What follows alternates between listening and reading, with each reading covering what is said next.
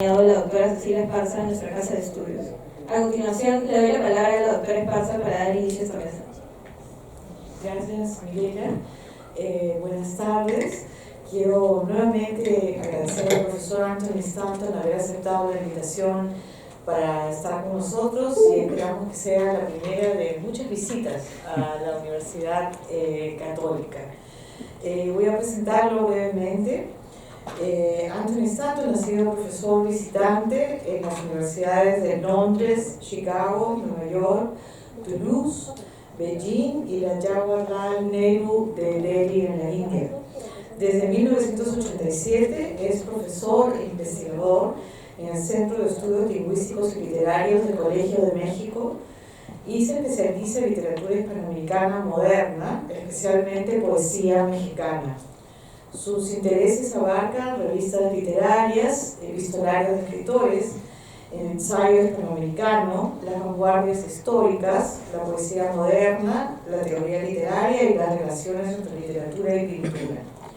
Entre sus libros recientes figuran la coautoría de la edición facsimilar de la revista argentina Proa en 2012, la coordinación del catálogo de la muestra Vanguardia en México, 1915-1940, publicado en el 2013, la edición facsimilar de Nocturna Rosa de Javier Villaurrutia, en el 2013 también, y la edición del libro Modernidad, Vanguardia y Revolución en la Poesía Mexicana, 1919-1930, publicado en el año 1914. Su extenso estudio, El río reflexivo, poesía y ensayo en Octavio Paz, 1931-1958, fue publicado en 2015 y a finales del año pasado apareció un libro colectivo coeditado por él titulado Laboratorios de lo Nuevo, revistas literarias y culturales de México, España y el Río de la Plata en la década de 1920. El profesor Stanton dará una presentación y luego abriremos la discusión a preguntas del público. Muchas gracias, Cecilia. Pues me da mucho gusto estar aquí y sobre todo enterarme, que no lo sabía, que fue una propuesta de los alumnos de la carrera de aquí que leyeron, creo que en el curso de Cecilia, lo que fue realmente mi primer artículo, que fue un enfoque antropológico sobre los mitos en la novela Pedro Páramo de Juan Rulfo, ¿no? Y confieso que cuando me invitaron pensé de inmediato que iba a escribir algo sobre José María Arguedas. Y luego desistí porque dije, no, ¿cómo voy a ir a Perú a hablarles de un mito nacional peruano? Ellos que saben mucho más que yo, sería mucho más interesante hablarles de algo menos conocido para ellos, ¿no? Tal vez más novedoso, por eso el tema de los mitos mesoamericanos, ¿no? Entonces voy a hablar durante unos 45 minutos, dejando un espacio al final para preguntas y protestas y reclamaciones, todo está permitido, ¿no? En Hispanoamérica, empiezo con algo sobre el surrealismo. En Hispanoamérica el surrealismo tuvo una fase inicial en las décadas de 1920-1930 con el peruano César Moro, el primer poeta surrealista hispanoamericano, el argentino Aldo Pellegrini y las múltiples actividades del grupo La Mandrágora en Chile. Después, en las décadas de 1940 y 50, hubo lo que yo llamaría un neosurrealismo, ejemplificado por figuras como Octavio Paz y Enrique Molina, además de pintores muy conocidos como Wilfredo Lam y Roberto Mata. El movimiento surrealista, longevo por sus transformaciones, vivió siempre en la polémica y se alimentó de ella. Pero hemos padecido, me parece, desde hace mucho tiempo un uso muy laxo del término surrealismo, que se vuelve sinónimo, cuando uno lee ciertos textos, hay mucho escrito sobre eso, se vuelve sinónimo de lo ilógico, lo extraño, lo irracional o simplemente lo sorprendente. Son definiciones muy vagas. Por esa razón, el crítico Stéphane Bassieux, en la introducción a su antología de la poesía surrealista latinoamericana de 1974, se sintió obligado a distinguir entre los surrealistas por un lado, es decir, los que participan en la ortodoxia del movimiento, publicando en sus revistas, firmando sus declaraciones y exponiendo, si son pintores, en sus muestras oficiales, y por otro lo que él llamó los surrealizantes, un término que él inventó para describir los muchos creadores que, sin ser miembros del grupo y sin comulgar con toda la filosofía subyacente, se apropian, sin embargo, de ciertos valores, actitudes, técnicas y recursos estilísticos en una época determinada. Claro, el problema es que la línea divisoria entre surrealistas y surrealizantes nunca es nítida. El panorama se complica más si pensamos que hacia mediados del siglo XX, que es el periodo que voy a tratar hoy, el fenómeno neosurrealista coexiste en Hispanoamérica con tendencias afines, algunas nacidas de su interior, como es el caso de lo real maravilloso americano de Alejo Carpentier, otras paralelas con raíces en el post-expresionismo plástico, como es el realismo mágico, que tuvo grandes repercusiones en la narrativa.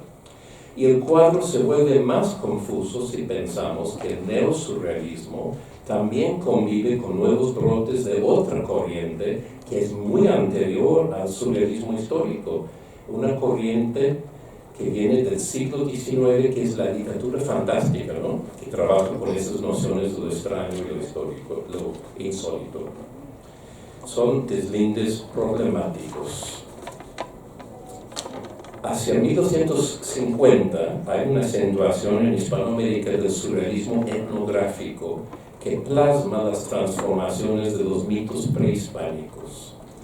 Inspirados sin duda por las búsquedas anteriores de Miguel Ángel Asturias y Alejo Carpentier, los neosurrealistas intentan una exploración novedosa de ciertos mitos y ritos para fines de la creación literaria.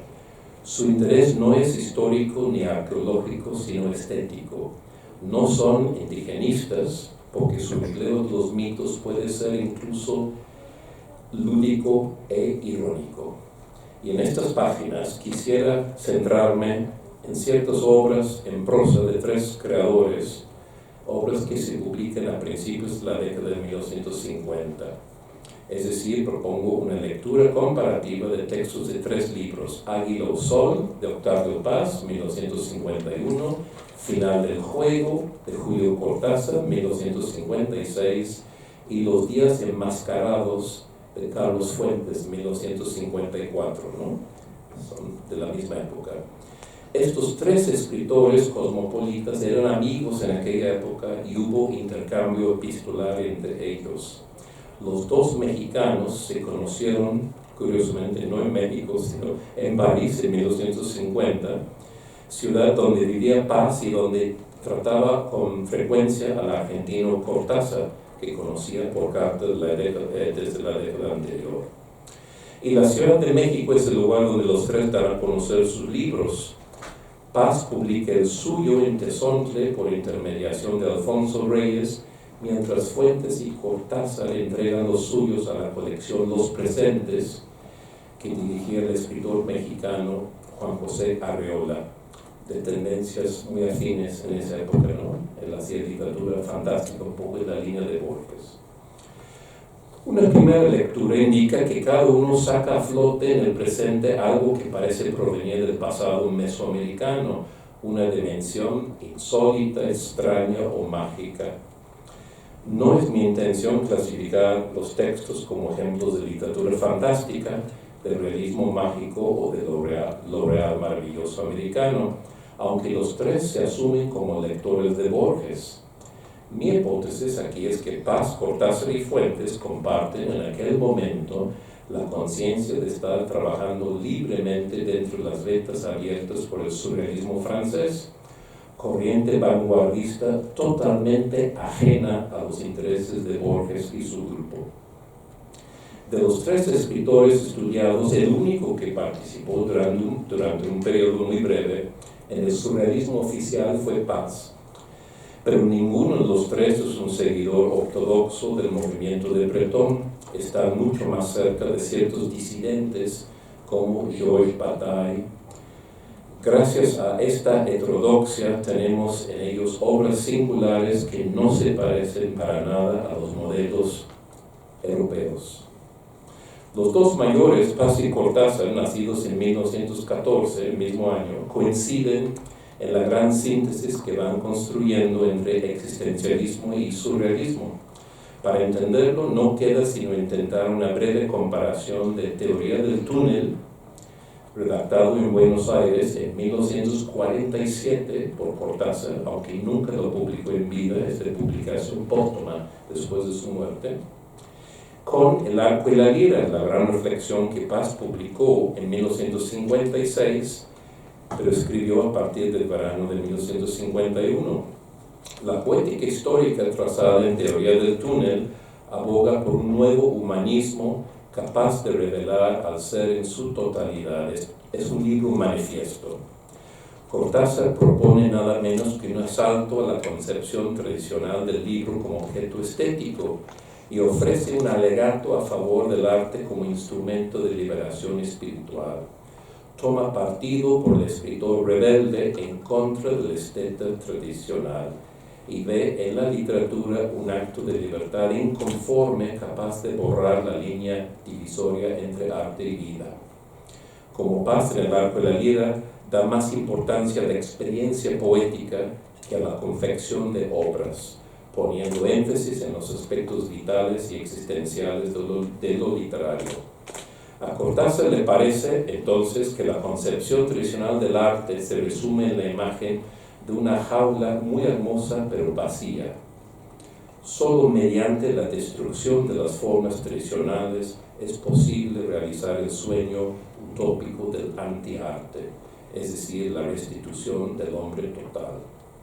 Uno podría pensar que la poética histórica del argentino se centra en la novela y la de Paz en el poema, pero estas divisiones genéricas no son válidas. Ambos coinciden en que la auténtica novela moderna tiende a ser poema o novela poética. Cortázar dice, y cito, el paso del orden estético al poético entraña y significa la liquidación del distingo genérico novela-poema, en Teoría del túnel. Los 2 proclaman su filiación romántica, pero los textos que dan como obras ejemplares son las obras inclasificables de Nerval, los relatos de Nerval, Lautréamont y Rimbaud, los poemas en prosa. Prosa de tensión poética o novela-poemas, como los llama Cortázar. En palabras de Paz, en su libro, Paz dice, desde principios del siglo, la novela tiende a ser poema de nuevo. Es decir, ninguno de los 2 piensa que hay una diferencia fundamental entre novela y poema. El linaje es claramente el de la genealogía inventada por los surrealistas, pero tanto Cortázar como Paz prefieren ver al surrealismo no como un movimiento más, un estilo o una serie de novedosos procedimientos retóricos, sino como visión del mundo, filosofía de rebelión, más una ética que una estética. En palabras de Cortázar, cito, surrealismo es ante todo concepción del universo y no sistema verbal. En las de Paz, el surrealismo no se propone tanto la creación de poemas como la transformación de los hombres en poemas vivientes. Aunque los 2 emplean en algún momento técnicas surrealistas como el automatismo, prefieren rescatar el elemento romántico, vital y antiestético del movimiento como rebelión permanente. En El arco y la lira se proclama que, y cito, el surrealismo no es una poesía, sino una poética y aún más una visión del mundo como las religiones y las filosofías. Como no se reduce a un estilo fechable, el movimiento es transhistórico. Dice el mismo Paz, no se puede enterrar al surrealismo porque no es una idea, sino una dirección del espíritu humano. Si bien el estilo poético surrealista se ha transformado en receta, él habla de la decadencia del estilo surrealista en este momento. El poeta cree que esta decadencia no afecta esencialmente a sus poderes últimos y hace reiteradas distinciones entre el lenguaje, la retórica o el estilo surrealistas que no le interesan para nada y una cierta actitud vital, visión del mundo o ética extraliteraria que despierta su adhesión. Por su parte, Cortázar pide, y lo cito, un surrealismo sin Breton, sin Juan Larrea, sin Hans Arp, sin escuela. Una idea interesante que Cortázar lanza en sus cartas a Paz de aquel momento es que, y lo dice, el surrealismo, dice Cortázar, suele mostrarse más activo, eficaz en manos de los no surrealistas. Me parece maravilloso la definición, ¿no? Es un juicio que caracteriza bien a los dos, atraídos por el espíritu del movimiento, pero no por su retórica. Teoría del túnel termina postulando la futura fusión del surrealismo y del existencialismo. Pensamos que estamos en 47, ¿no? Plena expansión del surrealismo francés. Su fusión futura de esos dos movimientos en una novela total.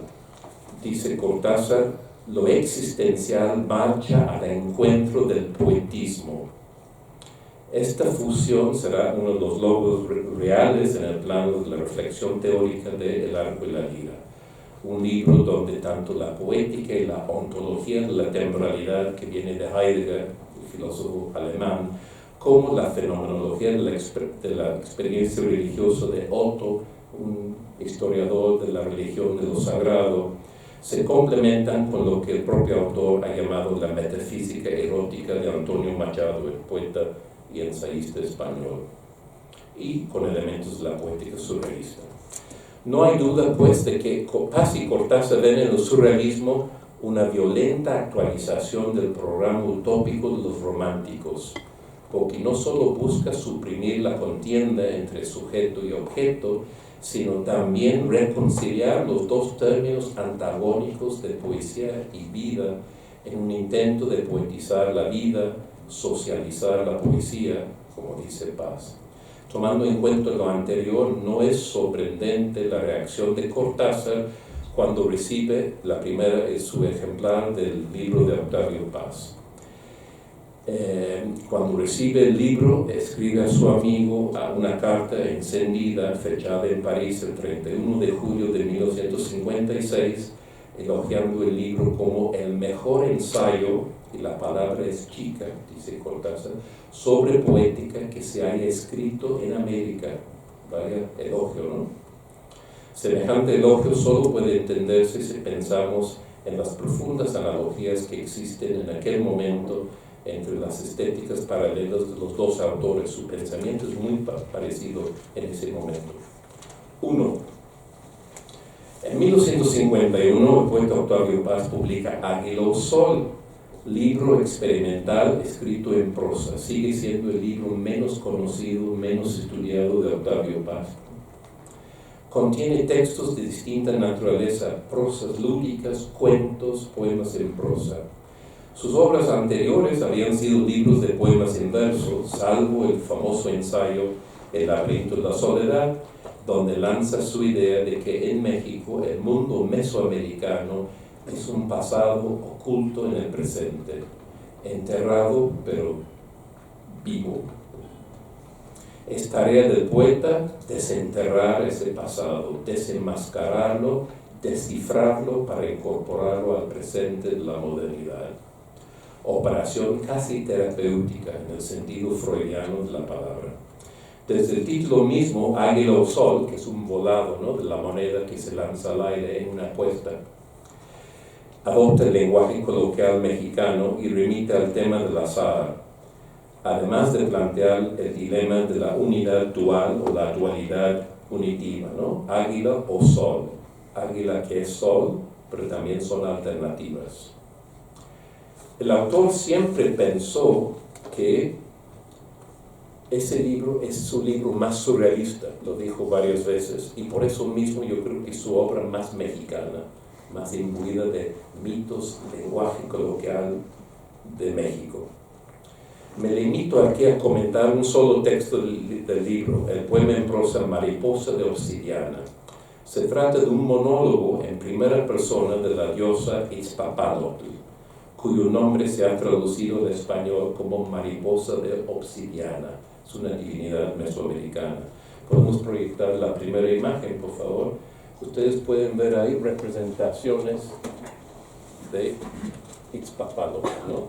Ella es la diosa. En una nota a pie del autor, él hace evidente el trasfondo mítico y sincrético del texto. Dice: Mariposa de Obsidiana Itzpapalotl, diosa a veces confundida con Tetoinán, nuestra madre, y Tonantzin. Todas estas divinidades femeninas, agrega, se han fundido en el culto que desde el siglo XVI se profesa a la Virgen de Guadalupe, que es la santa patrona, ¿no?, de México. En esta obra de creación, el autor no busca exactitud histórica e incluso introduce anacronismos muy conscientes. Su interés es poético. La diosa chichimeca, de origen chichimeco, funciona como espejo transhistórico en el cual pueden contemplarse los mexicanos del presente. Pero no por eso hay censura de hechos traumáticos de la historia, como se aprecia en la primera oración que nombra directamente la violencia de la conquista. Así comienza el texto con esta frase. La diosa habla, ¿no? Mataron a mis hermanos, a mis hijos, a mis tíos. Así comienza, es un comienzo bastante dramático. Este recurso, la triplificación, hermanos, hijos, tíos, se repite en todo el texto con gran eficacia. Hay efectos de simetría, equilibrio y paralelismo. El simbolismo ternario apunta a una síntesis en el futuro. A veces hace pensar en el simbolismo numerológico que hay en César Vallejo, ¿no?, el valor del 3 en Vallejo. La que habla es una mujer sola, asesinados sus hombres y destruido su mundo. Las mujeres huérfanas se reúnen alrededor de lo único que les queda entre ruinas y escombros. Y lo único que les queda es la letra inicial del nombre de la diosa, es decir, la I de Itzpapalotl. Dice el texto: en la noche las palabras degolladas, mis hermanas y yo, cogidas de la mano, saltamos y cantamos alrededor de la I, única torre en pie del alfabeto arrasado. Hasta ahí la cita. Esta alusión a la Torre de Babel constituye una imagen imborrable de la catástrofe, pero el desamparo y el miedo no impiden el canto. Caída en la noche de la soledad, la diosa, que tiene aspectos sanguinarios, no vamos a idealizar a la diosa sanguinaria de la tierra recuerda el mundo solar de antes, cuando ella encarnaba los contrarios equilibrados en una unidad superior. Cito: todo es un monólogo de la diosa. En otros tiempos cada hora nacía del vaho de mi aliento. Bailaba un instante sobre la punta de mi puñal y desaparecía por la puerta resplandeciente de mi espejito. Yo era el mediodía tatuado y la medianoche desnuda. Me bañaba en la cascada solar, me bañaba en mí misma, anegada en mi propio resplandor. Hasta ahí la diosa. El lenguaje simbólico es, por supuesto, inventado, pero es verosímil como traducción imaginativa al español de elementos centrales de la cosmovisión mesoamericana. Sigue ella, dice: estoy sola y caída, grano de maíz desprendido de la mazorca del tiempo. Hasta ahí. La diosa habla y el poeta escucha. En la última parte de este breve texto, solo tiene 2 páginas el texto entero, la diosa lanza una plegaria en forma de letanía con súplicas e incitaciones dirigidas a sus oyentes futuros, ya que hay claros ecos anacrónicos de la liturgia cristiana, ¿no? Ella dice: siémbrame entre los fusilados, naceré del ojo del capitán, lluéveme, asoléame, besa mi vientre, piedra de sacrificios. En mi ombligo el remolino se aquieta, yo soy el centro fijo que mueve la danza. Arde, cae en mí, muere en mis labios, nace en mis ojos. Bueno, o sea, los equilibrios, paralelismos perfectos entre los contrarios, ¿no? Vida y muerte. Es la lógica del sacrificio, una muerte que da vida. Ella no pide conmiseración ni lástima, mucho menos venganza. Sabe que, como todos los mitos, sobrevivirá gracias a sus transformaciones. El sincretismo religioso determina que Itzpapalotl se vuelva Tonantzen y Tonantzen se mude en Guadalupe, la diosa madre que unifica la nación. Como renace sin cesar, su fuente de imágenes es inagotable y constituye una memoria fundacional. Dice ella al final: de mi cuerpo brotan imágenes, bebe en esas aguas y recuerda lo que olvidaste al nacer. Hasta ahí la cita. La mariposa de Obsidiana enuncia la promesa de una utopía en la cual la discordancia, la dualidad se resolverá en unidad y en la cual ella misma, su cuerpo destrozado y mutilado, no perderá nunca su capacidad profética.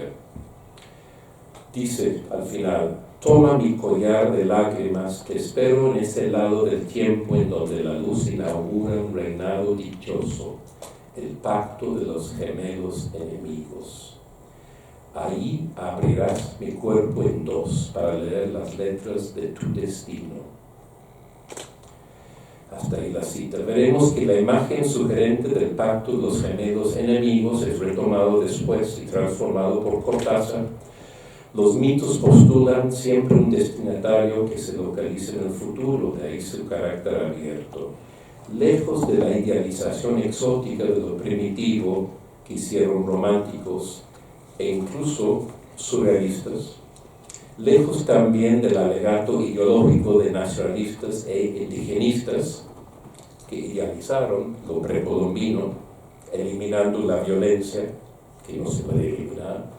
Lo que tenemos aquí es un mito de reconciliación que surge a partir de una experiencia violenta y traumática. Su simbolismo es hondo y actual.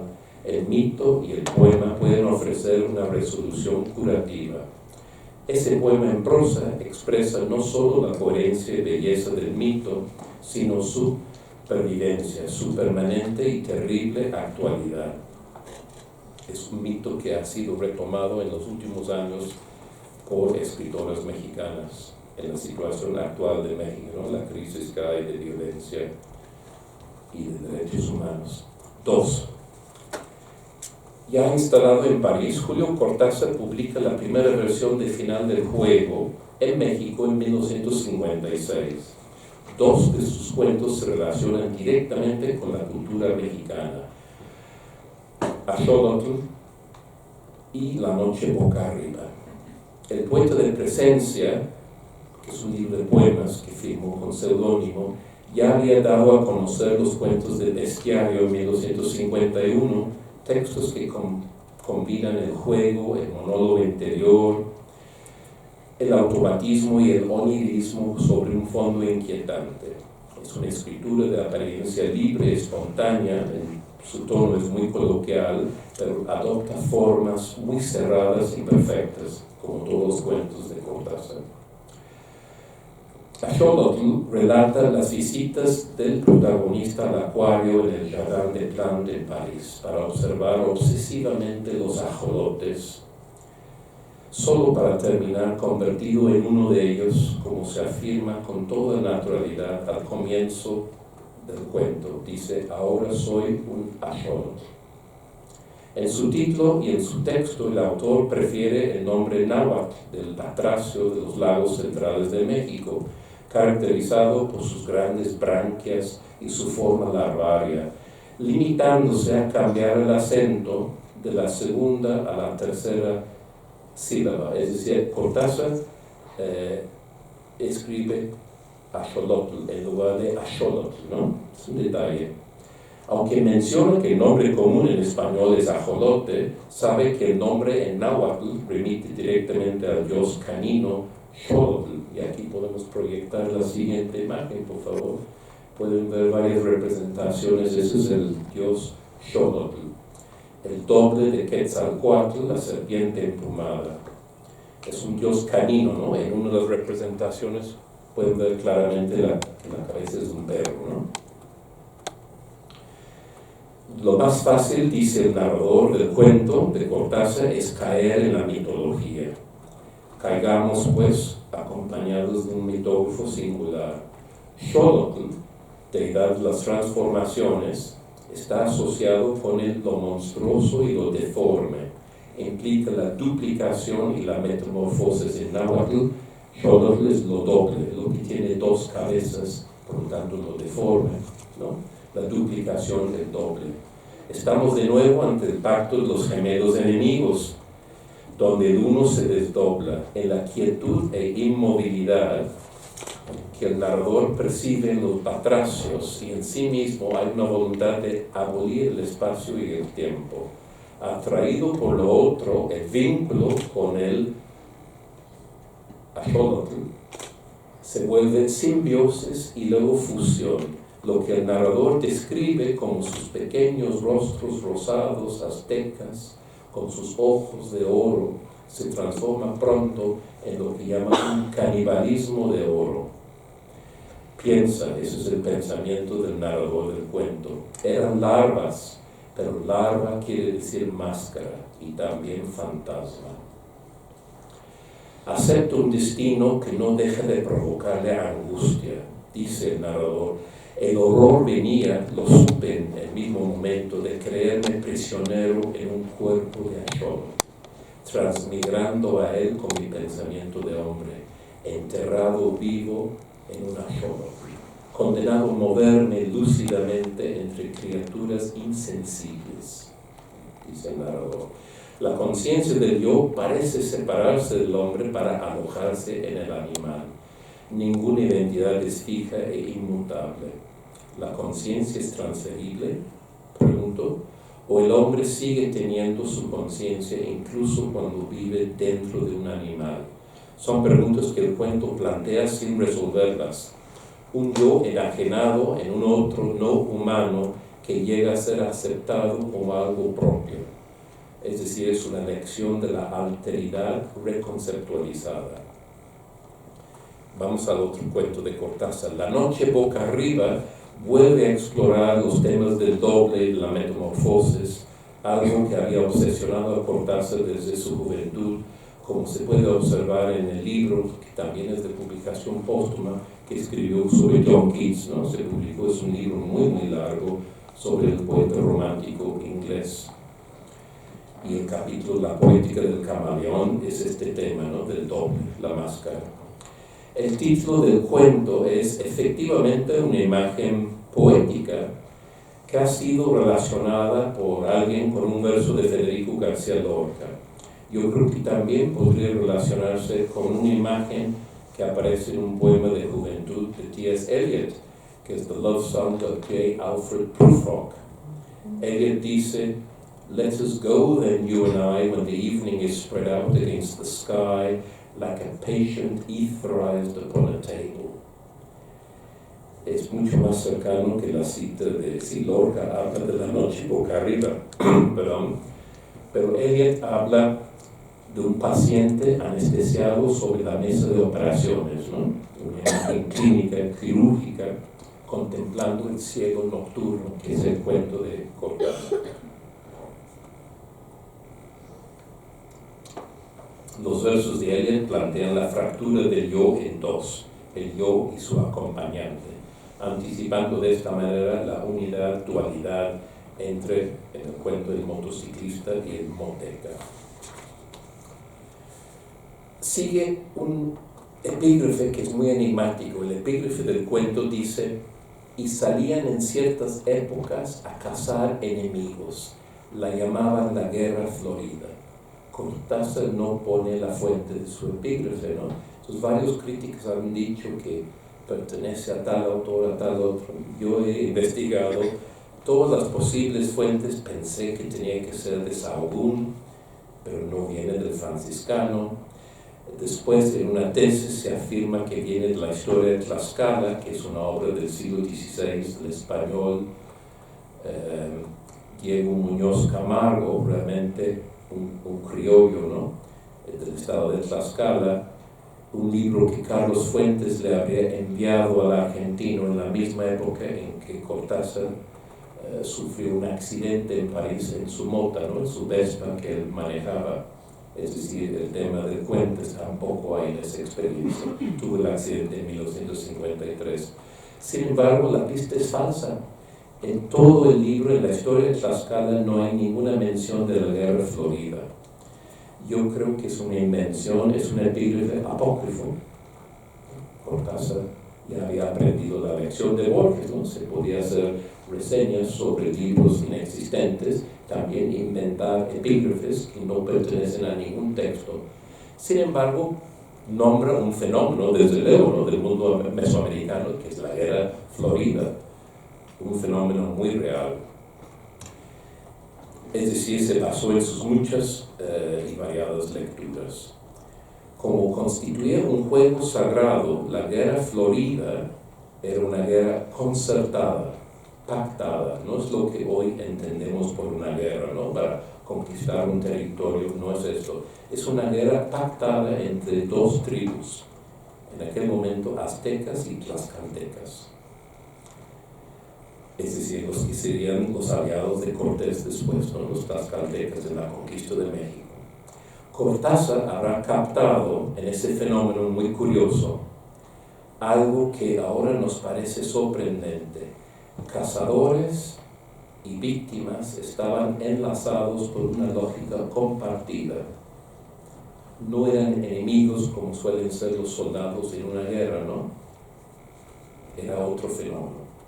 El cuento célebre es magistral. Un motociclista se accidenta en una ciudad moderna. Conmocionado, es llevado boca arriba por 4 o 5 hombres a una farmacia de barrio y luego una ambulancia lo traslada a un hospital donde es sometido a una operación. Bajo el efecto del shock o la fiebre o la anestesia, comienza a soñar que está en un pantano huyendo de sus enemigos, los aztecas. El sueño se vuelve pesadilla, es capturado, llevado en alto por 4 acólitos al templo y luego subido por las escalinatas de la pirámide hasta la plataforma donde lo esperan los sacrificadores entre las hogueras.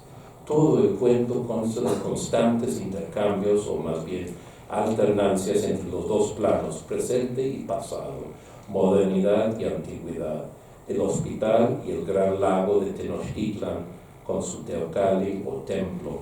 Hay una oscilación permanente, cada vez más intensa, entre vigilia y sueño, realidad y alucinación, entre normalidad rutinaria y el ritual del juego, entre la seguridad y la zozobra. Al final se invierten los planos de realidad y fantasía, de tiempo cronológico y tiempo sagrado. El motociclista en el hospital deja de ocupar el plano real y se vuelve el sueño inventado por el hombre primitivo cazado por los aztecas. Pero queda desde luego una ambigüedad deliberada en el cuento sobre la identificación de un plano como real y otro como soñado. Son intercambiables en el fondo, ¿no? A pesar de los deseos cartesianos del antólogo Roger Caillois, el francés, él le pidió a Cortázar, para incluir ese cuento, una antología de cuentos fantásticos en francés, le pidió a Cortázar suprimir la ambigüedad, clarificar para los lectores cuál era el plano. Y Cortázar, por supuesto, se negó por completo. Dice, no, así no publico el cuento. Y al final Caillois aceptó no tocar nada. Se publicó tal cual en francés. Por otro lado, lo que he llamado la inversión final no es un simple efecto sorprendente, sino un recurso que tiene consecuencias para la interpretación del cuento. Jaime Alarraqui, uno de los más conocidos intérpretes de Cortázar, sostiene que el efecto más inquietante del cuento no es la oscilación entre las dos tramas, una centrada en el motociclista, otra en el moteca, sino su articulación imbricada que implica una complicidad, y yo creo que tiene razón. Quiero llamar la atención aquí sobre un detalle que no ha recibido la atención que merece. En la primera secuencia onírica, provocada por el olor a pantano, cuando la calzada amplia de la ciudad moderna se transforma en la calzada estrecha que atraviesa el gran lago de Tenochtitlan, el narrador identifica al protagonista como uno de ellos, los motecas. Algún lector ingenuo ha tomado esta palabra, que es el único neologismo en todo el texto, es la única palabra inventada por Cortázar. Alguien ha tomado y ha dicho que es una prueba de la ignorancia histórica de Cortázar en asuntos del México precolombino. Hubo olmecas, chichimecas, toltecas, tlaxcaltecas y desde luego aztecas, los más conocidos, pero nunca hubo una tribu de motecas, por supuesto que nunca hubo. No se entendió la ironía del argentino. Cortázar era un experto en la invención lúdica, ¿no? Llevó la invención a nuevas alturas y profundidades. Lo que llama la fragancia compuesta, que introduce la zozobra de la casa de la era florida, se convierte aquí en una identidad compuesta. El de la moto, el que no tenía nombre en el cuento, nunca sabemos del nombre, nunca es nombrado, como tampoco recibe un nombre en la ciudad moderna, no sabemos cuál es. Se asume, el que no tenía nombre se asume como moteca, representa un grupo y sabe que su destino está trazado. En el nombre hay dos elementos: por un lado la pertenencia a la modernidad tecnológica, la máquina, la velocidad, visible en el prefijo; por el otro, en el sufijo, una raigambre tribal primitiva que subordina al individuo los miedos y fantasías primordiales del grupo. Al fusionar los dos elementos discordantes en una sola palabra inventada, se introduce la duplicidad, patente en los gemelos de teatro que él menciona, que es casi una cita literal del poema en prosa de Paz. Por cierto, Paz le mandó su libro inédito que Cortázar tuvo entre sus manos varios meses, ¿no?, de Águila o Sol, que le gustó mucho. Los gemelos de teatro, dulces y repugnantes a la vez. Los gemelos enemigos de Mariposa de Obsidiana se han transformado en estos gemelos de teatro, unidad doble o fracturada. Paz había intentado entrar en la mentalidad mítica de la diosa. Cortázar asume la lógica ritual y lúdica de la guerra florida, que es un combate simulado y pactado de antemano. Las víctimas, como los lectores, somos cómplices, ¿no? Hay aquí una lección genial de relativización epistemológica, tanto en el mundo moderno como en el primitivo. El sujeto individual no controla su destino. La imagen convencional, al principio del cuento se dice, la moto ronroneaba entre sus piernas. Al final se convierte en algo realmente insólito. Al final se dice, un enorme insecto de metal que zumbaba bajo sus piernas. Descripción que recuerda las de los indígenas atemorizados ante los españoles a caballo y creyendo al principio que era un solo ser, el caballo y el jinete, ¿no? Al principio creían que era un solo ser. Un símbolo del poder y del control. Desde luego los seres duales, compuestos y contradictorios, somos modernos y antiguos, racionales e irracionales, individuos y miembros de varias colectividades. 3. Ahora llego a Carlos Fuentes. Tal vez es injusto extender la comparación a Carlos Fuentes por la diferencia de edades. Paz y Cortázar, nacidos en 1914, eran escritores conocidos con varias obras anteriores publicadas cuando dieron a conocer sus libros en la década de 1950. Pero en el caso de Carlos Fuentes se trata de su primer libro, publicado cuando tenía 26 años. Fue el mismo Paz que señaló que el título de Los días enmascarados proviene del nombre náhuatl de Nemontemi, es decir, los 5 días vacíos o baldíos, es el término que utiliza Sahagún en su libro, que se localizan entre el fin de un ciclo temporal y el comienzo del otro, ¿no? En esa concepción cíclica del tiempo, y que son de mal augurio. De los 6 cuentos del libro, al menos 2 tienen relación directa con los mitos mesoamericanos, Chacmol y Por boca de los dioses. Como el primero es más conocido y ha recibido varios acercamientos, me detengo en el segundo, que es el más interesante como experimento. Por boca de los dioses, el más extenso de los cuentos del libro, los 6 cuentos incluidos, está dividido en 10 secuencias separadas por espacios. Se relata la historia de Oliverio, narrador, personaje que vive en un hotel, en un cuarto de hotel moderno en la gran ciudad, asediado por visitas indeseadas que llegan con máscaras y disfraces. El flujo narrativo fragmentado busca expresar la alterada y febril mentalidad de Oliverio, perseguido por lo que llama las fuerzas homicidas de la mitología. Hay un empleo bastante atrevido de la corriente de la conciencia en los monólogos interiores, como hubo en Paz y en Cortázar.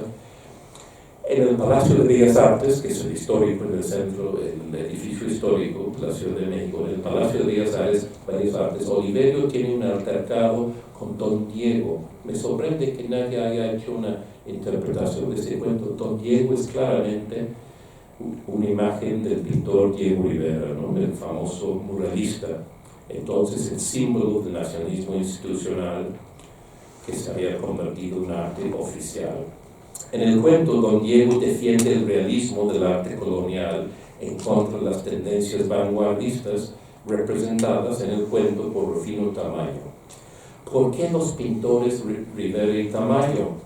Desde 1944, Tamayo había criticado públicamente la decadencia de la Escuela Mexicana de Pintura, la escuela dominante en México, denunciando su gangsterismo, su sectarismo ideológico y dogmático, su politización de la pintura y el abandono por parte de los muralistas de los valores plásticos universales, y su adopción de un nacionalismo pintoresco y estereotipado en lugar de un mexicanismo esencial.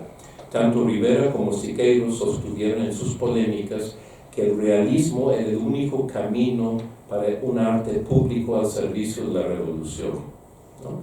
Oscilaban entre el realismo social y el realismo socialista. Eran marxistas los dos. Toda desviación del realismo social o socialista era condenada por ellos como arte burgués, arte purismo o anacronismos de la escuela de París, que para ellos sería el surrealismo entonces, ¿no? Aunque Rivera participó, igual que su esposa Frida Kahlo, en un momento en el surrealismo. Hay unos datos poco conocidos de la prehistoria de Fuentes. Desde muy joven había publicado en periódicos textos entusiastas sobre Rufino Tamayo, nunca han sido recopilados, ¿no? Estas celebraciones del oaxaqueño se anticipan a la defensa que hace después Octavio Paz a partir de 1950, cuando escribe en uno de los poemas en prosa de Águila Sol un homenaje a Tamayo en Ser Natural, es un poema en prosa. Y en el mismo momento hace un ensayo, Tamayo en la pintura mexicana, donde muestra las coincidencias entre sus propias búsquedas y las del pintor. Ambas intentan construir un espacio propicio al encuentro, un sitio de comunión. Además, la asociación de Tamayo con la vanguardia surrealista es muy real en aquel momento, ¿no? Porque en noviembre de 1950 Tamayo tiene su primera exposición individual en Europa, en París, y hay un catálogo donde figuran textos laudatorios de Jean Cassou y André Breton. Al parecer, el mismo Paz pidió a Breton el texto. Y un crítico escribió entonces: el arte de Tamayo procede del surrealismo.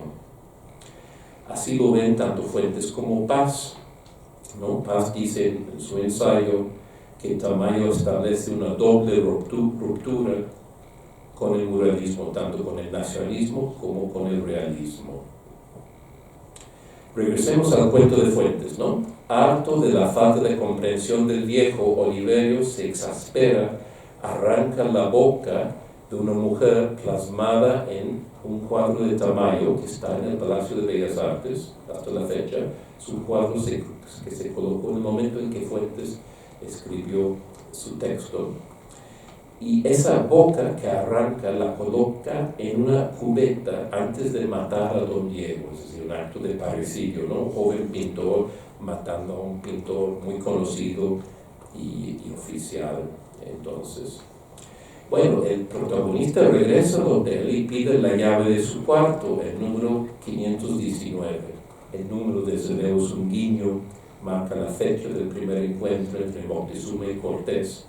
Y es la fecha también de la primera, de la famosa carta de relación de Cortés, ¿no? La que fecha en Veracruz en 1519, ¿no?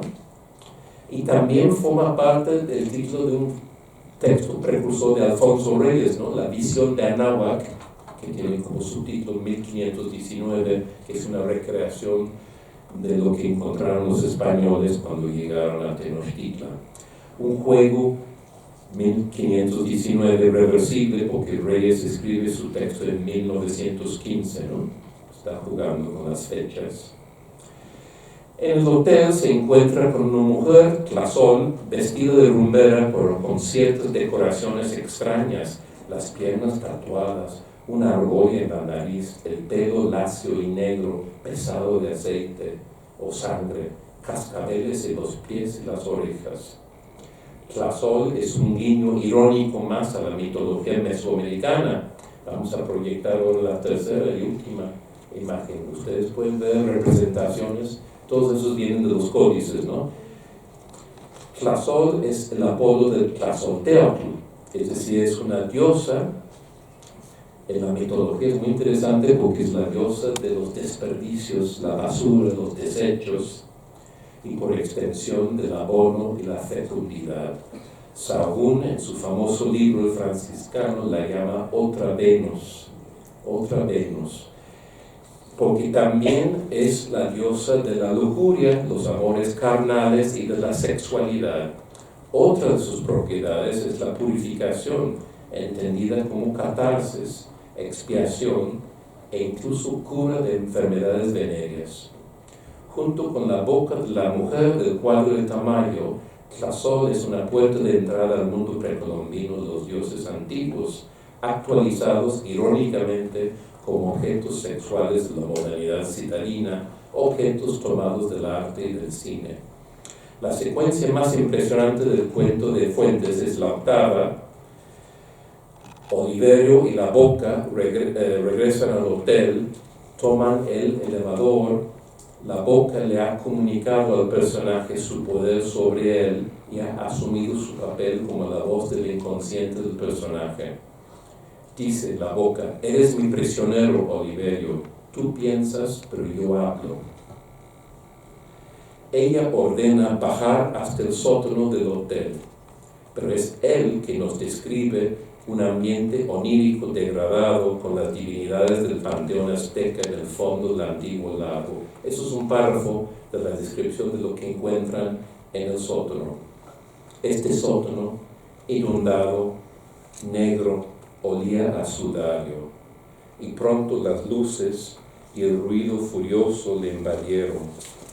Temblando en un rincón de la jaula mecánica, grité espantado. Por el largo subterráneo transitaban todos con sus sonrisas petrificadas, en un sueño de momias sin sepultura. Tepoyónotl, enorme corazón de tierra vomitando fuego, arrastrándose por los charcos amarillos.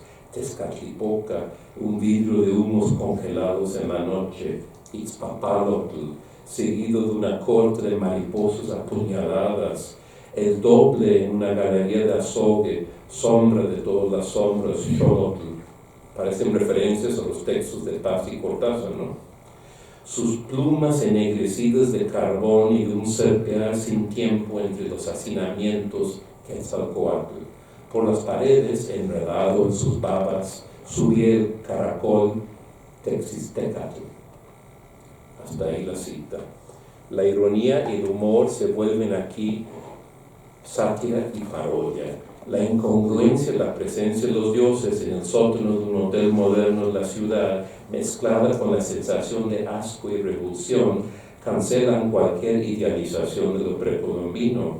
Si la boca, ahora convertida en los labios de Oliverio, le insta a seguir la ruta pasiana, cuando dice que solo quiere huir del espanto, la boca dice: vamos, Oliverio, a la comunión, a redimirte. Gritaron mis labios, agrega él, mientras mi cuerpo en su último esfuerzo apretaba todos los timbres del ascensor hasta que la puerta se cerró y subimos lejos la jauría de su incesante cantar de pájaros sin alas. Aunque fue un discípulo muy cercano de Paz entonces, el joven cuentista no quiere seguir dócilmente la ruta de sus modelos, que son Reyes y Paz, que postulan un mito de reconciliación. Tampoco él sigue el camino cortasariano de la ruptura ontológica, en la cual el yo deja de ser lo conocido para volverse lo otro. De hecho, además de las alusiones textuales a Reyes, Rivera y Tamayo, hay abundantes referencias en el cuento al lenguaje de Paz. En El laberinto de la soledad habla del sexo como la herida siempre abierta, habla de las máscaras, los disfraces. Hay un capítulo del laberinto sobre máscaras mexicanas, ¿no? Y habla también de las visitas indeseadas que hablaban entre risas y aullidos de comunión, de salud, de rajarse. El verbo rajar, hay todo un capítulo de Paz con un análisis mítico, lingüístico de esa palabra de rajarse, ¿no? Pero el resultado no es una simple repetición de las ideas de Paz, es un homenaje con la desviación de la risa. Cuando Tlazol visita de nuevo al protagonista hedonista, que algo tiene de autobiográfico en su cuarto de hotel, la diosa utiliza el pretexto de la sexualidad para clavarle un puñal en el corazón. Suprema ironía. La diosa, convertida ahora en prostituta, mata a Oliverio y la mitología degradada cobra venganza. Este intento de narrativa surrealista, que no es un cuento muy logrado, hay que decirlo, ¿no? Es muy joven y no logra realmente construir un gran cuento, pero es una señal de la ambición del joven escritor que plasma una visión humorística, irónica y paródica de los mitos mesoamericanos. De hecho, el cuento puede verse como una mínima prefiguración de lo que va a ser unos pocos años después en La región más transparente, que es una novela muy extensa, una especie de mural de la sociedad mexicana de la época. Ahora termino. Al actualizar los mitos prehispánicos de México bajo el estímulo de la rebelión surrealista, Paz, Cortázar y Fuentes evitaron caer en la ortodoxia, no mostraron interés en emplear fórmulas estilísticas o recursos retóricos del movimiento, y no acataron desde luego los mandatos de los manifiestos oficiales. Sin embargo, cada uno aprovechó a su manera el enorme caudal de liberación y experimentación que el surrealismo desencadenó en todas las artes. Utilizaron el estímulo para romper con las restricciones de la narrativa realista y convencional y así ampliar nuestra concepción de lo real.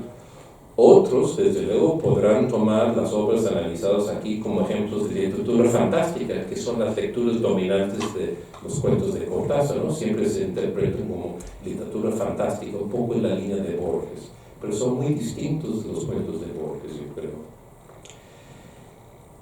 Pero yo creo que si tenemos en mente los dilatados parámetros de la revolución surrealista, podemos restituir algo de la complejidad simbólica de esos textos y abrir nuevas vetas de interpretación. Y con eso termino. Muchas gracias por su atención.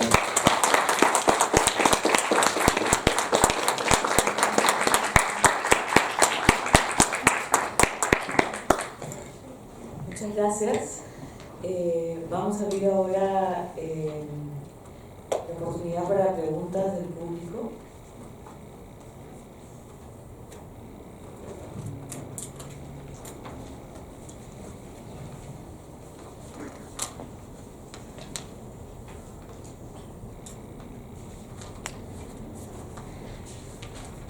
Sí.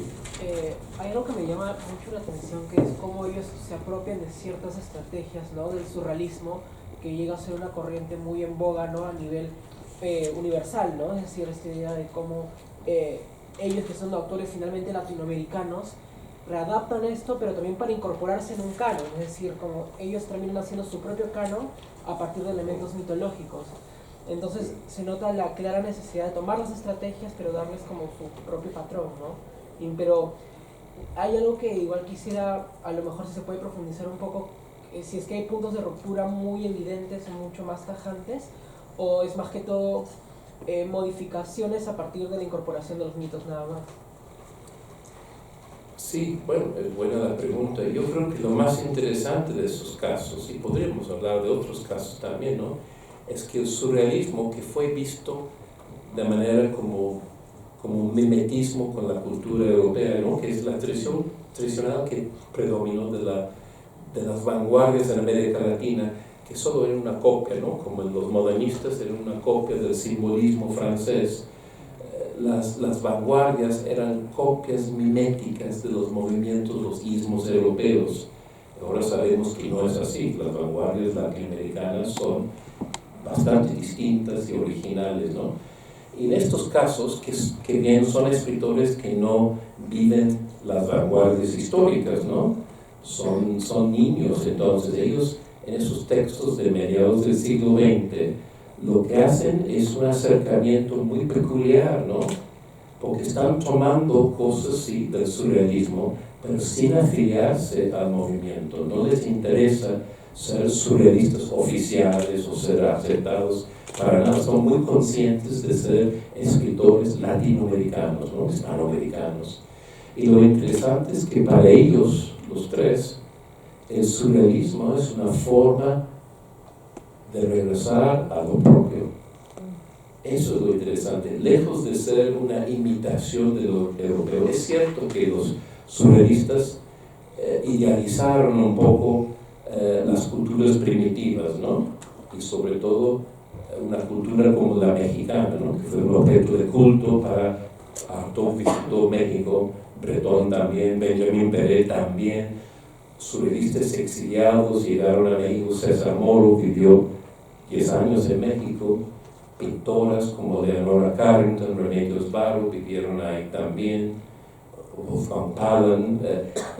Hay un lugar muy especial, pero estos escritores hispanoamericanos utilizaron el surrealismo no como un exotismo, sino una forma de ver el valor estético de las culturas primitivas de América, es decir, las culturas prehispánicas. Eso es lo interesante, ¿no?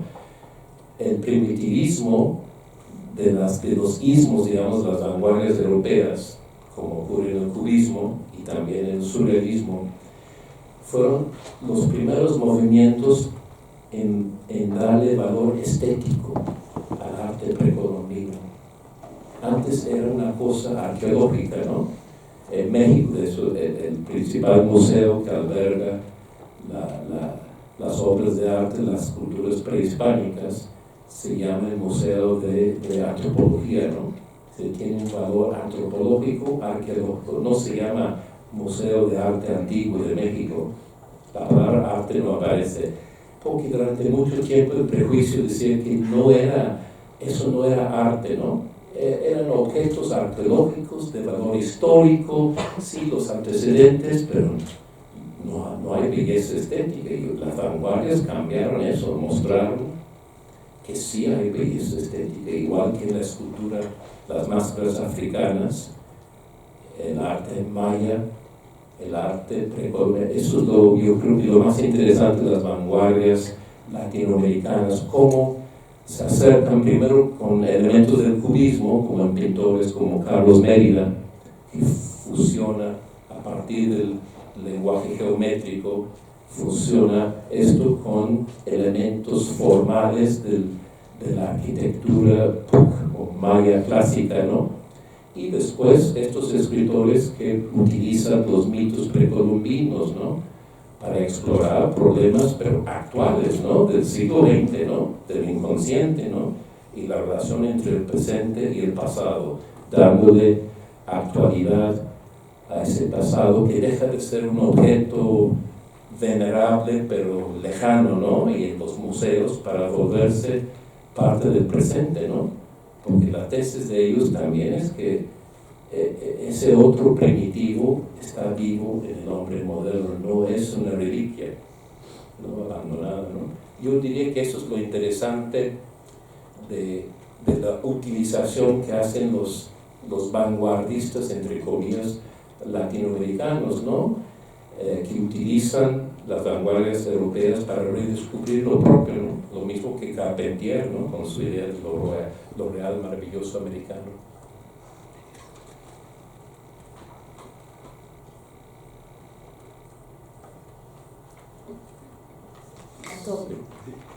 Me llamó la atención que en varios de los dioses que se representaban se da de alguna manera una explicación de cierta violencia, ¿no? Como se les atribuye a los dioses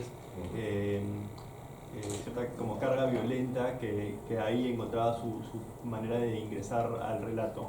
No sé si es que hay alguna motivación detrás de eso, si es que la imagen oficial que se tenía de estos dioses o de estas culturas era una de armonía, y que estos relatos de alguna manera tratan de descubrir la violencia que puede haber habido en el trasfondo y por qué se hubiese dado eso, ¿no? Sí, yo creo que también habla un poco de la época en cuando escriben los tres escritores, ¿no? Ellos están escribiendo después de la Segunda Guerra Mundial y tal vez tratan de relacionar esa violencia ritual, sacrificial de las antiguas culturas con elementos de la vida moderna, ¿no? Eso sería la tesis del disidente que mencioné, George Bataille, ¿no? El Colegio de Sociología, que son los surrealistas disidentes, ¿no? Que rompen con Breton, hay polémicas. Bataille pensaba que los mitos y la violencia no pertenecen solo a las culturas primitivas, sino a las culturas modernas. Francia había sido arrasado o ocupado, ¿no? En la Segunda Guerra Mundial por los nazis. Es decir, están hablando del presente, ¿no? Y para Bataille, una conducta, que escribió un famoso libro sobre el erotismo, ¿no? El erotismo es también una forma ritual de lo que él llamaba la economía sacrificial, y tomaba a los aztecas como ejemplo, ¿no?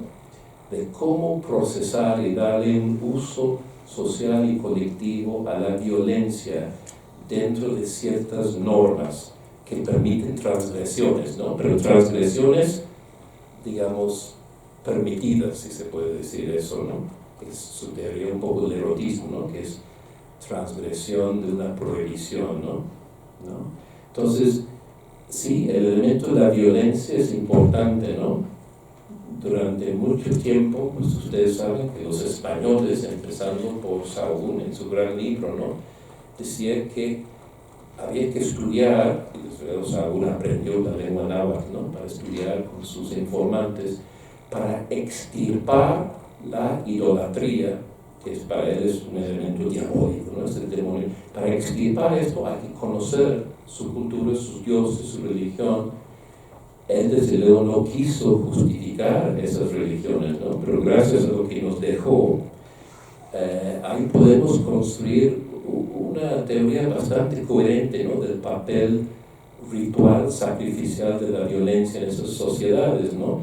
No era una violencia gratuita para nada, ¿no? Tenía un fin sacrificial de alimentación de los dioses, ¿no? Dentro del culto solar, ¿no? En México hay un culto solar sangriento, ciertamente, con sacrificios rituales humanos, extracción del corazón en la pirámide que se menciona en el cuento de Cortázar, pero para fines, digamos, de la continuidad de los ciclos temporales, ¿no? Aplacar a los dioses para que el movimiento siga. El gran miedo es el estancamiento, que es la muerte, ¿no?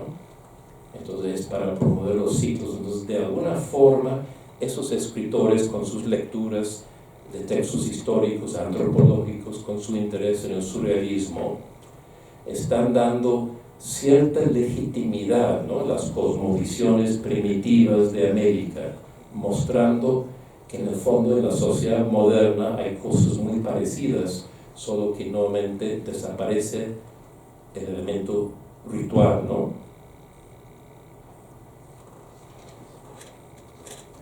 Sí. En su ensayo Texturas antropológicas de Pedro Páramo, usted menciona de que hay una tendencia en la crítica regional de universalizar la crítica alegando la mitología del corromano. Y usted menciona como en una de sus notas el ensayo de Carlos Fuentes, la nueva novela hispanoamericana. Sí.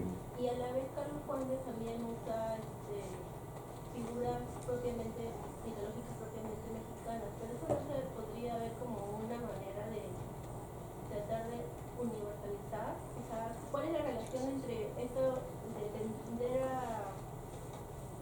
tender a elevar la novela hispanoamericana con mitología grecorromana y a la vez un autor que también usa elementos mesoamericanos? Sí, sí, está bien la pregunta. Yo creo que el problema, lo que yo estaba criticando ahí es que autores como Fuentes en ese libro, la nueva novela latinoamericana, toman como modelo las mitologías clásicas, ¿no? O sea, greco-romanas, para decirlo así, ¿no? Lo cual, desde luego, tiene mucha presencia hasta el presente, ¿no? En la literatura hispanoamericana. Pero revela algo muy curioso, ¿no? Que los mismos escritores hispanoamericanos postulan la comparación con la mitología clásica occidental y no buscan fuentes o modelos en ese libro en sus propias culturas, ¿no? Yo creo que sí empieza a pasar esto con esos escritores, digamos, de la influencia surrealista, ¿no? Entonces, lo que quería decir ahí que es el parámetro siempre, el criterio eurocentrista, si ustedes quieren, ¿no? Que veía la fuente de los mitos, todos los mitos prestigiosos en los mitos clásicos, ¿no? De Occidente, ¿no? Es decir, para la cultura novohispana creo que podríamos, o la cultura colonial, eran los mitos clásicos, ¿no? Los dominantes, ¿no? Había poco interés en los escritores cultos, ¿no? En los mitos americanos, por decirlo así, ¿no? Incluso en los románticos hay cierta idealización de figuras, pero es casi hasta el siglo XX, yo diría, que empiezan a proliferar enfoques un poco más antropológicos, ¿no? Que buscan las fuentes de los escritores hispanoamericanos en la misma cultura americana y no en extrapolaciones con Occidente, ¿no? Fuentes, por ejemplo, hizo una famosa interpretación de la novela Los de Abajo, ¿no? Diciendo que era la Ilíada descalza. Sí, Ilíada, pero ¿por qué solo con Homero, no? Hay fuentes autóctonas, ¿no? Que se puede comparar con una dimensión épica que ya está en los mitos mesoamericanos, ¿no? Y Fuentes, como un hombre muy bien leído, que leía de todo, y leyó unos libros de Garibay, de Miguel León Portilla, que acaba de morir, es decir, los grandes expositores de la literatura y los mitos de Mesoamérica, y traductores, porque tradujeron todo en español. Él tenía acceso a eso, ¿no? Pero curiosamente, cuando era más joven todavía hablaba en términos de comparación con las culturas, solo con las culturas clásicas de Occidente, ¿no? Entonces yo creo que hay un cambio interesante que representan figuras como Fernando Ortiz en Cuba, Ángel Rama en Transculturación Narrativa, que adoptan una postura más antropológica, vamos a decir, ¿no? Buscando las fuentes en las culturas americanas, ¿no? Y curiosamente es algo que las vanguardias permiten y fomentan, yo creo, ¿no? Eso sería un valor. Permiten romper, curiosamente, con el eurocentrismo, ¿no? Aunque esas vanguardias hayan surgido en París, pues no importa. Fueron utilizadas por escritores hispanoamericanos para ver con nuevos ojos sus propias culturas y el espesor de su pasado, ¿no? Cultural, ¿no? Yo creo que es algo muy notable eso.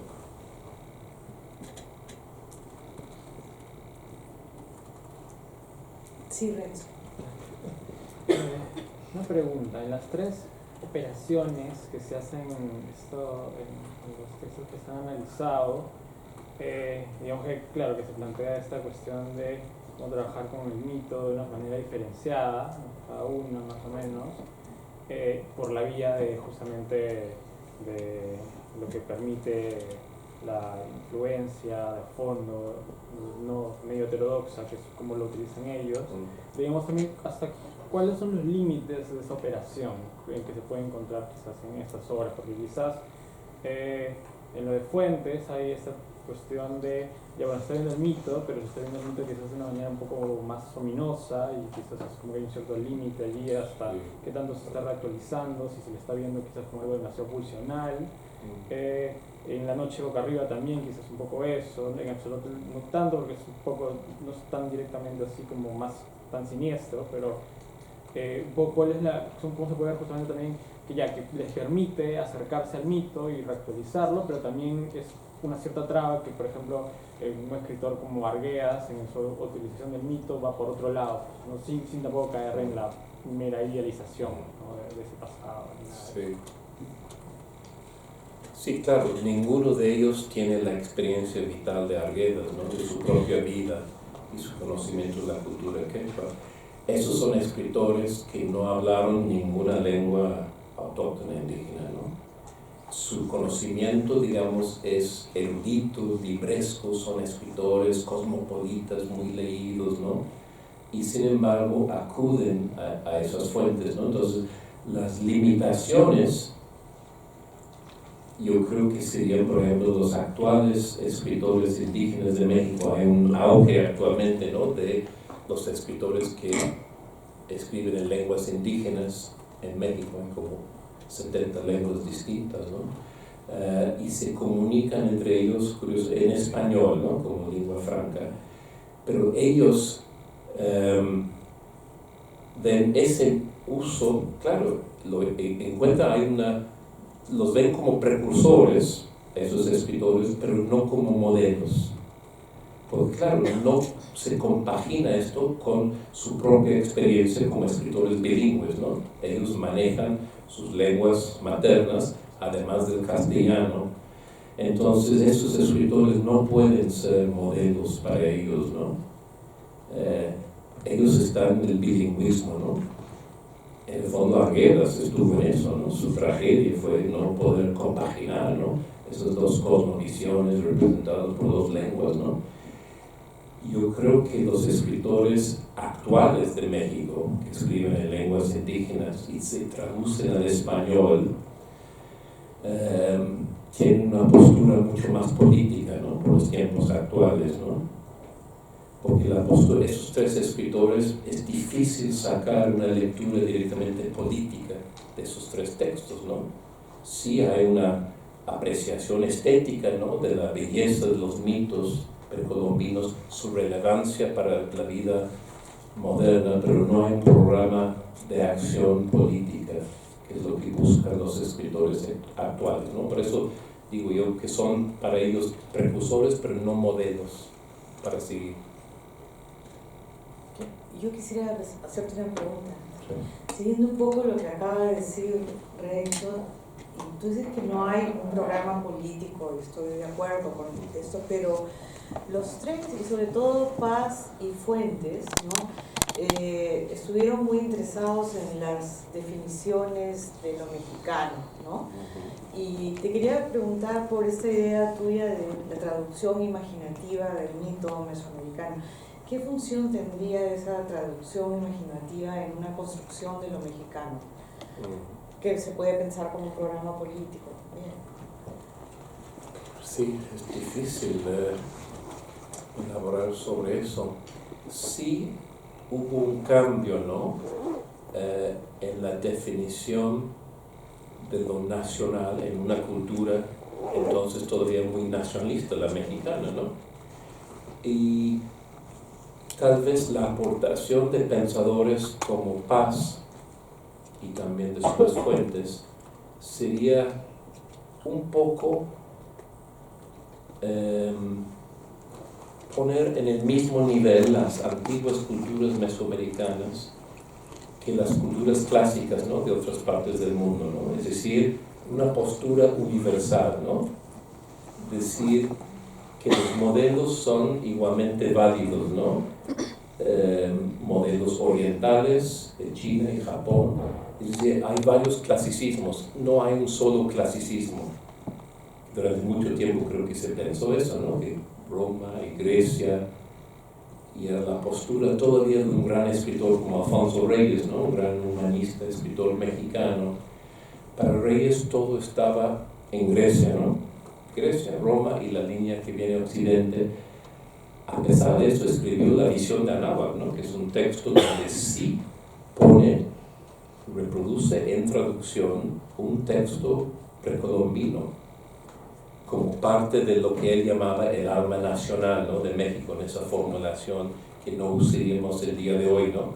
Entonces hay un antecedente en Reyes, ¿no? Pero yo creo que es el antecedente más importante o el aspecto más importante de Paz es ese intento en todos sus ensayos, por ejemplo, sobre el arte prehispánico, la escultura tolteca, de ver el valor estético, ¿no? Y decir que eso sí es un valor estético indudable, ¿no? Y se puede estudiar como tal, tiene coherencia y belleza estética.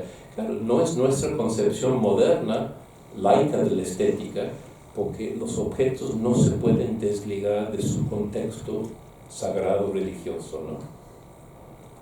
O sea, no es la autonomía de lo estético en el sentido moderno de Occidente, ¿no?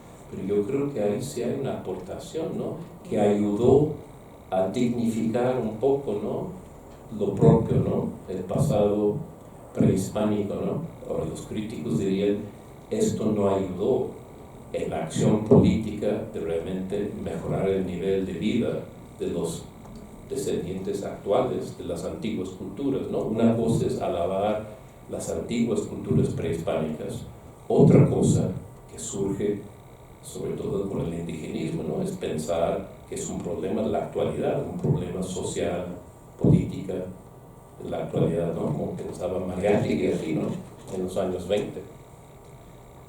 No llegan a esa postura, ¿no?, no llegan a esa postura.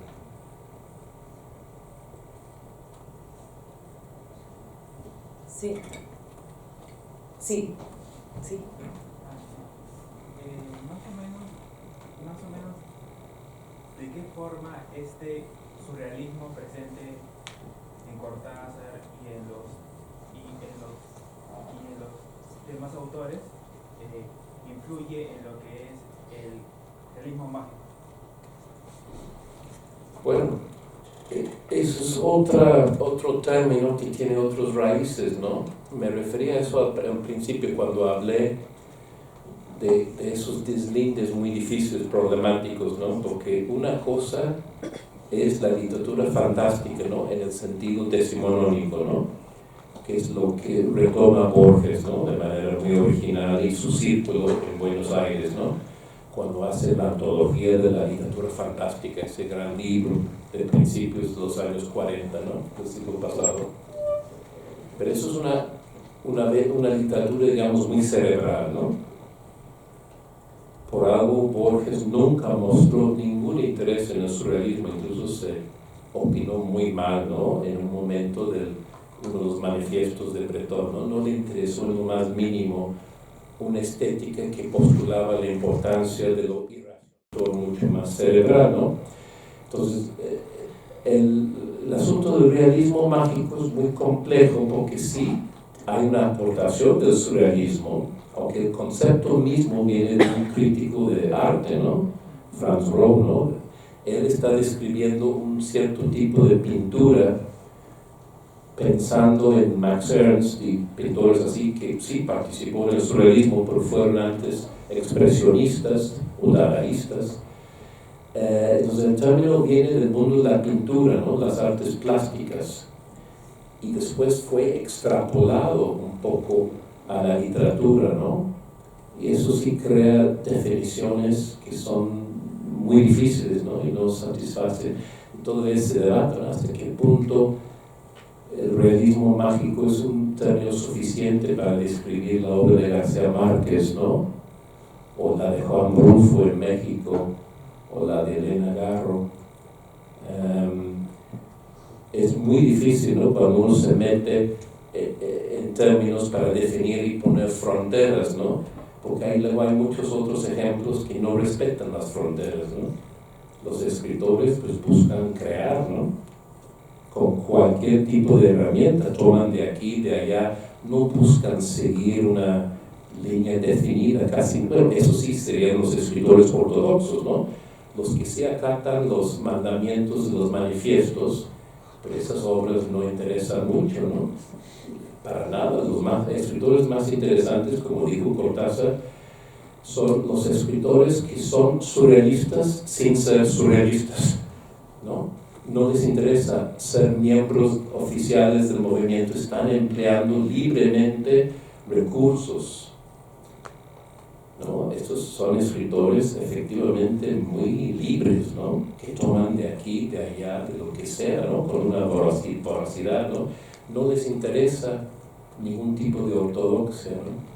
Entonces yo creo que el término realismo mágico en ese sentido no es muy útil, ¿no? Francamente, ¿no? Yo creo que lo fantástico funciona para Borges, su grupo, sus herederos.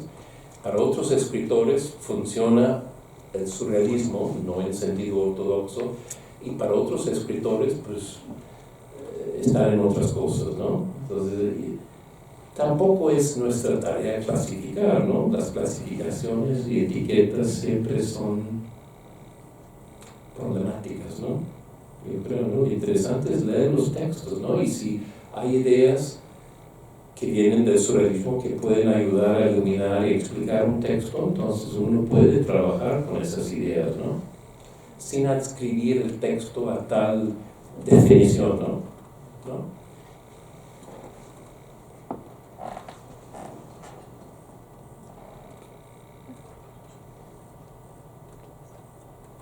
¿Una pregunta más? Sí. Para un lector de primer mundo, un lector occidental, acceder a textos latinoamericanos no puede obviamente tener el mismo significado que para nosotros que estamos en nuestra vida inmediata. Entonces, el hecho de que se trabaje esta literatura que está cargada de todo nuestro sistema de creencias, que representa nuestra religión, nuestros mitos, ¿por qué es importante? O sea, nos ayuda a conectar con nuestro pasado, pero ¿por qué es necesario cargar con esto? Bueno, pues los mismos escritores han decidido que es importante, ¿no? Por eso utilizan los mitos, ¿no? La decisión es de ellos, ¿no? ¿Por qué utilizan los mitos prehispánicos? Un determinado grupo de escritores, ¿no? Porque ven ahí una fuente de